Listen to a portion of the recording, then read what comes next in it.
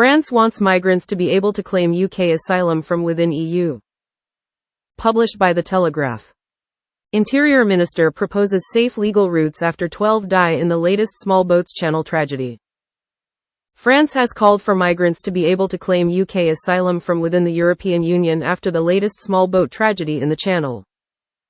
Gérald Darmanin, the French Interior Minister, demanded safe legal routes to the UK for migrants, just hours after the French authorities confirmed 12 had died, 2 were missing and 2 were in critical condition. Yvette Cooper, the Home Secretary, described the incident as horrifying and deeply tragic, as she said, vital efforts to dismantle dangerous and criminal smuggler gangs and boost border security must proceed apace. On X, formerly known as Twitter, Mr. Darmanin described it as a terrible shipwreck. At a press conference later, he made his appeal for re-establishing a classic migration relationship with our friend and neighbor, Britain. Mr. Darmanin said, "The solution is to do a treaty that allows the UK and the EU, not just France and the UK, to create a causal link between asylum requests and the granting of asylum in the UK. Otherwise, we will be condemned to see the small boats continue." The minister said migrants were attracted to the UK because they could often work without papers and are very rarely expelled from the country. He said, "The Rwanda deal has fallen through and didn't deter the human traffickers."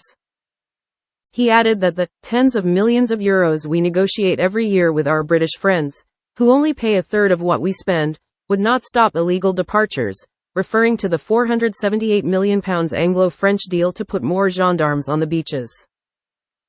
Starmer unlikely to agree. The government is unlikely to agree to such a demand. Sir Keir Starmer has indicated that he would be open to a new Dublin agreement allowing the UK to return illegal migrants to the EU, but has ruled out a quid pro quo deal that would see the UK accept thousands of migrants from the EU.